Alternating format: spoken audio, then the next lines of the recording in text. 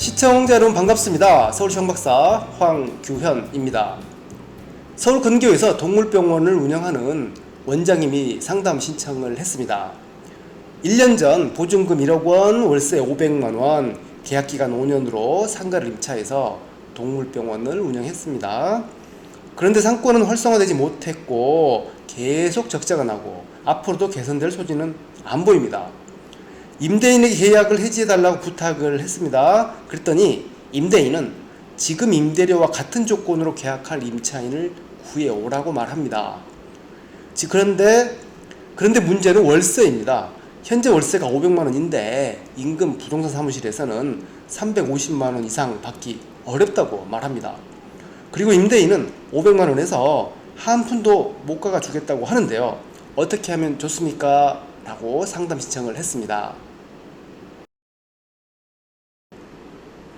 상가나 주택의 임대차 관련된 분쟁은 계약할 때부터 문제를 안고 있는 경우가 대부분입니다.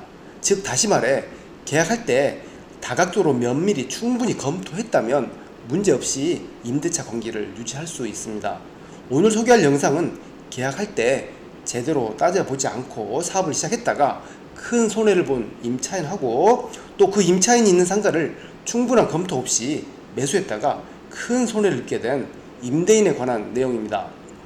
부동산 임대차나 매매는 큰 돈이 들어갑니다. 그럼에도 불구하고 무자격 중개업자나 소위 브로커 말만 듣고 덜커덩 계약했다가 큰 낭패를 본 경우가 많습니다.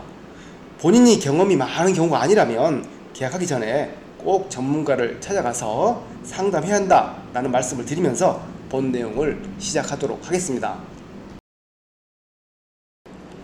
임차인인 동물병원 원장님은 제게 상담을 신청했을 때 영업을 중단한 상태였고 월세는 연체하고 있는 중이었습니다. 제가 이 딱한 사연을 접하고 그 동물병원 인근 부동산에 연락을 해보고 계약 과정을 살펴봤는데요. 이 동물병원 원장님은 해당 상가 건물이 준공되기 전에 임대차 계약을 체결했습니다. 당시 원장님은 분양업체 관계자의 장밋빛 전망만 설명 듣고 좋은 위치의 상가를 선점하려는 욕심에서 분양업체 관계자가 제시한 월세를 제대로 검토하지도 않고 덜커덩 계약을 했습니다. 인근 부동산 사무소에서도 이 점포의 경우 앞으로도 350만원 이상 형성되기는 어렵다라고 말하고요. 월세 시세가 350만원인데 500만원 지급할 임차인을 구하기는 현실적으로 어려울 것입니다. 이 임차인은 임대인이 계약을 해지해주지 않으면 5년간 꼬박꼬박 월세를 부담해야 합니다. 제가 이 문제를 해결해 보고자 임대인에게 연락을 한번 해봤습니다. 그런데 임대인이 더 딱한 이야기를 합니다. 임대인은요, 저는 이 상가에 장기 우수 임차인이 있는 것을 보고 퇴직금 전부를 털어놓고 은행에서 거액을 대출받았습니다. 월세 500만원 받아서 은행의 대출 이자만 300만원 이상 지급합니다. 세금도 내야 하고 공실이 될 경우도 감안해야 하는데 제가 어떻게 월세 350만원으로 계약할 수 있겠습니까? 라고 말합니다. 이제 임대인과 임차인의 말을 정리해 보니까요. 월세 시세가 350만원인 구분 상가를 임차인은 월세 500만원의 임대차 계약을 체결한 꼴이 돼버린 거고, 임대인은 이 월세 500만원 있는 이 임차인을 보고 약 10억 원을 대출받아 18억 원에 이 구분 상가를 매수했습니다. 이대로라면 임차인은 월세만 매년 6천만원씩 5년간 3억 원을 날릴 판국입니다. 또한 개원할 때 들어간 인테리어 비용도 있고 장비 설치 비용도 상당합니다. 계약 기간이 끝나고 나면 원상복구도 해야 되고요. 임대인 상황도 매우 심각합니다.